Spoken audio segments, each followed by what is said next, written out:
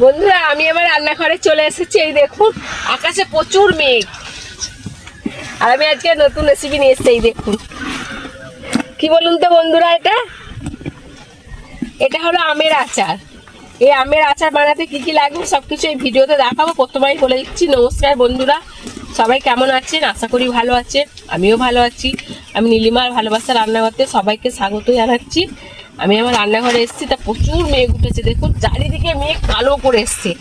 আর আচার আপনাদের দাদা ভাই হাট থেকে 1 কিলো আম কিনে নিয়ে এসে দিয়েছে, আর চিনি টিনি সব কিছু আমাকে জোগাড় করে দিয়েছে। বলেছে তুমি একটু আচারটা করা দেখিয়ে দিও বন্ধুরা তো সবাই দেখবে আর বাড়িতে বানিয়ে খাবে, ওই জন্য আমি সব করে চলে এসেছি। এবার আমি দেখিয়ে দেবো কিভাবে বানাতে হবে, কি করতে হবে। প্রথম থেকে শেষ পর্যন্ত দেখলে আপনারা বুঝতে পারবেন আমি কিভাবে বানাচ্ছি। কিন্তু টানবেন না, তাহলে বুঝতে পারবেন না।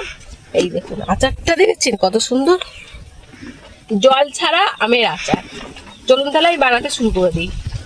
বন্ধুরা আমের আচার বানানোর জন্য কি কি লাগবে আমি এখন সবকিছু দেখিয়ে দিচ্ছি। এই এত হাওয়া দিচ্ছে, আকাশে এত মেঘ, তেজপাতা উড়ে যাচ্ছে, তাই বাটি চাপা দিয়ে রেখেছিলাম। 3টে তেজপাতা নিয়েছি, ফোড়ন দেব। আর শুকনো লঙ্কা নিয়েছি 6খানা, এটাও ফোড়ন দেব। আর এই 5 ফোড়ন দেব। 5 ফোড়ন নিয়েছি 10 গ্রাম, 5 ফোড়ন দিয়ে দেব। আর ভাজা মশলার মধ্যে দেব জিরে 25 নিয়েছি, গোটা জিরে ভেজে দেব। গোলমরিচ নিয়েছি 10 গ্রাম, গোলমরিচটাও ভেজে দিয়ে দেবো, গুঁড়ো করব। আর এদিকে নিয়েছি 6খানা এলাচটাও ভেজে নেব।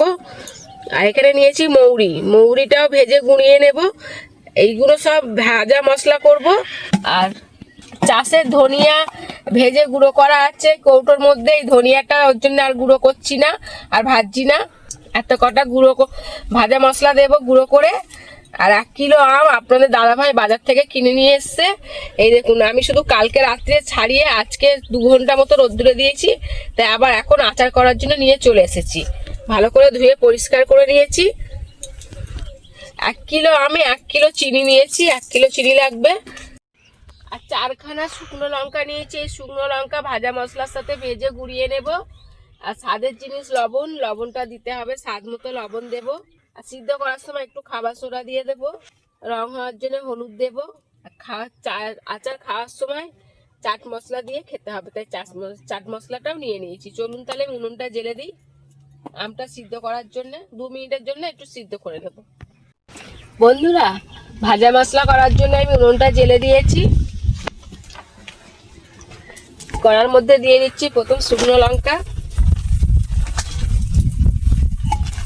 আর এই যে হামাল দিস্তা নিয়েছি, এতে গুঁড়ো করব।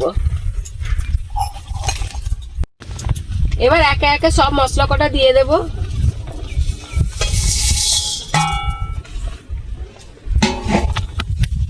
পরিমাণ মতো মশলা হলে বন্ধুরা আচারটাও টেস্ট হয় আর খেতেও ভালো লাগে। মশলা আমার ভাজা হয়ে গেছে, আর আমি শুকনো লঙ্কা 4টে ভেজে নিয়েছি। এতে গোলমরিচও আছে, ওই জন্য বেশি ঝাল দিলাম না। আপনারা যেমন ঝাল খাবেন তেমন দেবেন।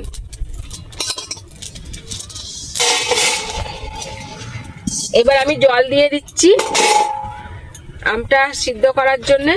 অল্প জল দেবো, বেশি জল দেব না।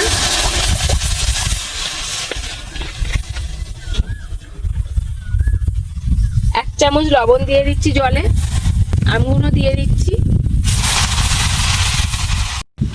অল্প খাবার সোডা দিয়ে দিচ্ছি, আম সিদ্ধ করার সময় দেবো বলেছিলাম।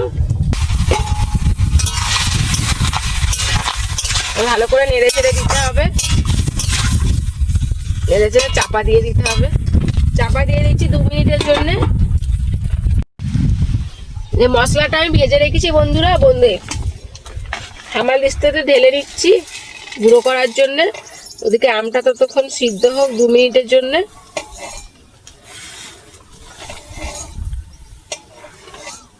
বন্ধুরা মশলা গুঁড়ো করা হয়ে গেছে, আমি এখন বাটিতে ঢেলে দিচ্ছি। আর 2 চামচ ধনিয়া ভেজে গুঁড়ো করা আছে, 2 চামচ দিয়ে দিচ্ছি। ভালো করে ভাজা মশলার সাথে মিশিয়ে দিচ্ছি। দেখুন বন্ধুরা কতটা ভাজা মশলা গুঁড়ো করা হয়েছে, দেখুন কত সুন্দর লাগছে, কত সুন্দর সেন্ট বার হচ্ছে।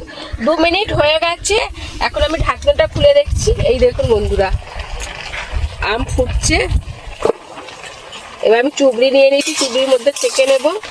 একদম অল্প পরিমাণ জল দিয়েছি। আমটা বেশি শুকনো হলে জলে ভিজিয়ে রাখতে হবে, আবার সিদ্ধ করে নিতে হবে, নাহলে আমটা নরম হবে না। আর আমি কালকে রাত্রে কেটেছি, আজকে 2 ঘন্টা মতো রোদ্দুরে দিয়েছি, তো ওই জন্য আমি বেশি সিদ্ধ করলাম, 2 মিনিট মতো সিদ্ধ করলাম জলে দিয়ে। আমি ঢেলে নিচ্ছি চুবড়িতে। কড়া পরিষ্কার করে বন্ধুরা বসিয়ে দিয়েছি, কড়া গরম হয়ে গেছে। আমি এখন সাদা তেল নিয়ে নিয়েছি, সাদা তেল দিয়ে দিচ্ছি কড়াতে। বেশি তেল লাগবে না, পরিমাণ মতো দিয়েছি। তেলটা গরম হলে তারপর আমি ফোড়ন দেব। তেল গরম হয়ে গেছে, 5 ফোড়ন দিয়ে দিচ্ছি, তেজপাতা, শুকনো লঙ্কা দিয়ে দিচ্ছি। ভালো করে নেড়ে চেড়ে নিচ্ছি।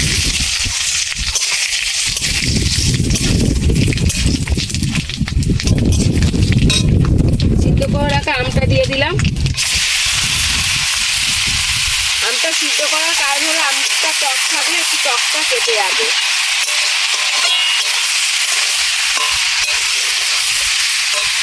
আবার স্বাদ মতো লবণ দিচ্ছি, 1 চামচ হলুদ দিলাম, নেড়ে চেড়ে নেব একটু। এবার যে চিনিটা রেখেছি 1 কিলো, ওটা আমি অল্প অল্প করে দেবো আর নাড়বো।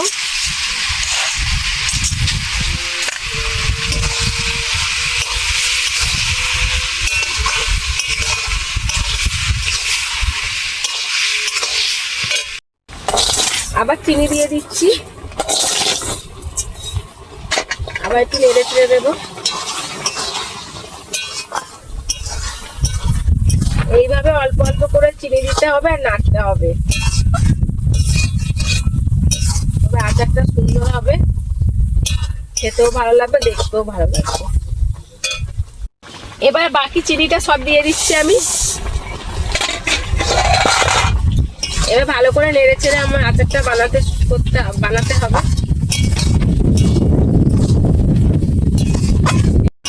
বন্ধুরা এই দেখুন কত সুন্দর কালার এসছে, দেখুন আচারে।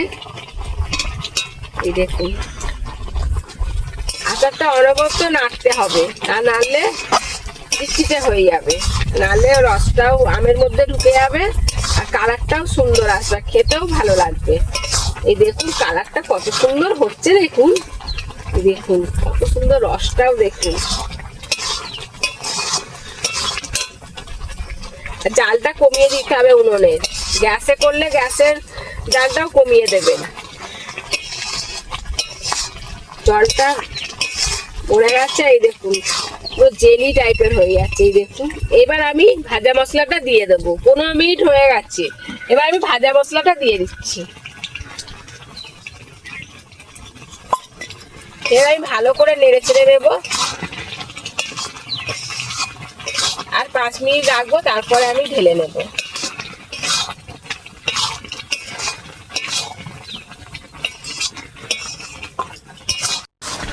এই দেখুন বন্ধুরা আচারের কালারটা দেখেছেন কত সুন্দর হয়েছে, দেখুন। আচারটা নাড়ার উপরে আচার তৈরি হয়, আর একটা ভালো করে নাড়াচাড়া করলে না নিচে ধরেও যাবে না আর চিটচিটেও হবে না। এই দেখুন কত সুন্দর হয়েছে, দেখুন কালারটা দেখুন। আর এই আচার ফ্রিজেও রাখতে লাগবে না, এই আচার বয়ামে করে রোদ্দুরে দেবেন আর রেখে দেবেন, একটু কিচ্ছু হবে না, সারা বছর ধরে খেতে পারবেন। এটা পুরো জল ছাড়া আচার তৈরি করলাম, দেখুন কত সুন্দর লাগছে দেখুন। আর এই দেখুন আমগুলো দেখুন, মনে হচ্ছে যে এটা কাঁচা আমেরই আচার হয়েছে। এই দেখুন আমি থালা নিয়ে নিয়েছি, পরিষ্কার থালা। এই দেখুন পরিষ্কার থালা, আমি থালায় ঢেলে নেব, ঠান্ডা করতে দেব। আচারটা অবশ্যই ঠান্ডা করে বয়ামে পুরবেন, নাহলে আচারটা গন্ধ হয়ে যাওয়ার ভয় আছে। 5 মিনিট নেড়ে ছেড়ে নিয়েছি মশলা দিয়ে, এবার আমি ঢেলে নেব থালাতে, ঠান্ডা করতে দেব।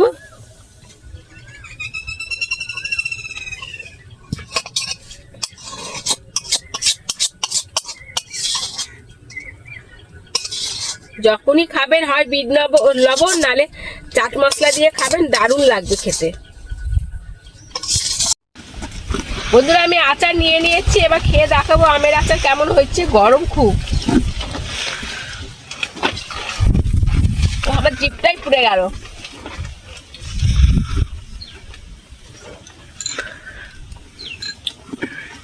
দারুণ হয়েছে খেতে। আপনারা এইভাবে যদি বাড়িতে বানিয়ে খান একবার, আমার নাম একবার হলেও করবেন। এইভাবে যদি বানিয়ে খান, এইভাবেই বানাবেন, আর আমি যেভাবে বানিয়েছি সেইভাবেই বানিয়ে খাইয়ে দেখবেন, দারুণ লাগে খেতে। আর এই আচার সারা বছর থাকবে। কাঁচের বয়ামে রাখবেন, প্লাস্টিকের বয়ামে রাখবেন না, কৌটোয় রাখবেন না, কারণ প্লাস্টিকের কৌটো প্লাস্টিকের জিনিস এমনিই ভালো নয়। কাঁচের বয়ামে রাখবেন, অনেক দিন থাকবে। আর সঞ্চয় করে রাখলে তো সব কিছু সঞ্চয় করে রাখলে থাকে। আপনারা সঞ্চয় করে রেখে দেবেন, দেখবেন অনেক দিন খেতে পারবেন। চলুন তাহলে বন্ধুরা, আগামী ভিডিওয়ে আবার দেখা হচ্ছে। টাটা।